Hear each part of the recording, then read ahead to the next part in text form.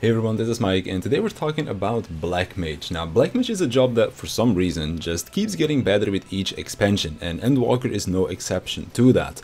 Not only did they add some nice new skills between 80 and 90, but they also made the lower level gameplay better. Now, some of the skills that we've gotten don't seem that big at first, but when you get into it, what might look like a small change can actually have a fairly big impact on your rotation. So let's take for example our last expansion. Now, I do want to mention that I never really went into the big brain transpose stuff, so this is just coming from someone that played Black Mage as a normal Black Mage, I guess would be the best way to describe it. So in Shadowbringers, one of the issues that I sometimes had was that I went into Ice Phase and only had one GCD in there, aka Thunder still has plenty of time on it, and let's say I didn't have a Polyglot stack ready, so all I have is Blizzard 4, and I know that if you sync yourself to the server tick, then one GCD is enough, but let's be real, there aren't that many players that will go through all of that trouble to sync themselves to the server tick so that would be enough. So if you only had one GCD, then you would often go back into Fire without enough mana, or what would often happen for me is that I would try to save a Xeno proc for my Ice Phase just so that I could guarantee 2 GCDs in there, but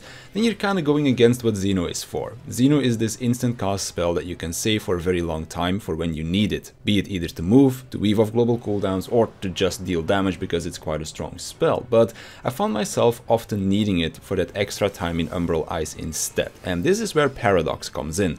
In your Fire phase, it replaces Fire 1, so outside of looking way cooler and doing a lot more damage than Fire 1, it doesn't actually change anything to the rotation. You're still going to use it like you would use Fire 1. However, in Umbral Ice, this spell becomes an instant cast spell, and it's not just that. So it's granting you an extra GCD in Umbral Ice, thus fixing this I don't have enough GCDs for Umbral Ice problem.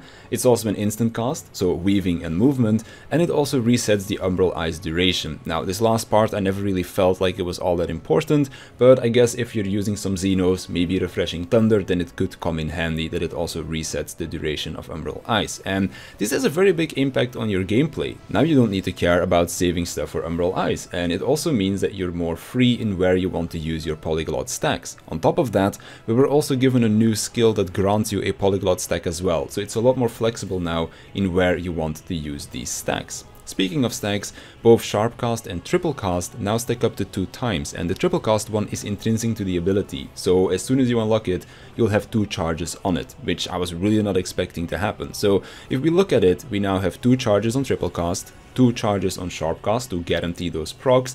We have a new high damage instant cast spell during our Umbral Ice, which then in turns also allows for more flexibility on Polyglot usages. And we also have a new ability that grants us a Polyglot stack, so it makes your single target rotation one hell of a lot more comfy.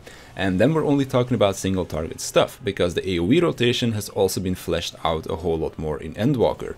Fire 2 and Blizzard 2 have been given an upgraded version, and they now serve as your stance swapping spells. Freeze in turn has then been made as the AoE version of Blizzard 4, and then we of course still have Foul, which is now an instant cast by the way, once you unlock Xenoglossy, and then the AoE Thunder and Flare. And Flare will also get buffed in damage when we use High Fire 2 while in Astral Fire. So you use High Fire 2 to swap the Astral Fire, and then you can use it again to get that Flare buff, and it's actually more DPS optimal to use it a 3rd time before you start using Flare. Now, using Flare itself has also been made better because of the 2 stacks we have on Triplecast, because Triplecast can now start stacking up while you're pulling mobs or moving from pack to pack, so you'll have higher uptime on that. Mana Font in turn also has been granted a cooldown reduction, so it's now 2 minutes, aka it lines up with Triplecast since that's a 1 minute cooldown, so you can triple flare more often.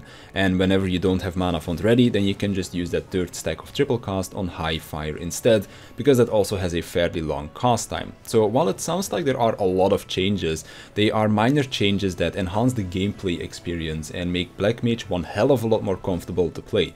The core rotation is still very similar to what we're used to from previous iterations, outside of the AoE rotation change, because that one is quite different from the old one, but because the core feeling has stayed the same, just made more comfortable and flexible, my feelings towards Black Mage have stayed relatively similar as well, just gotten a little bit better.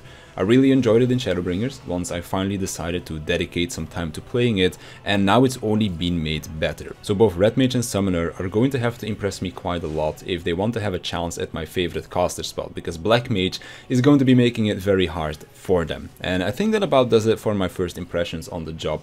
Really happy with the changes, and I'm looking forward to playing it some more, and maybe I'll even fiddle around with the cursed transpose rotation a bit, since that seems to have been made easier at the moment. But who knows, for now I want to get more proficient on playing it at level 90, and then we'll see where I end up. So with that, I want to thank you for watching, I want to thank my Patreons for their support, and I'll see you in the next one.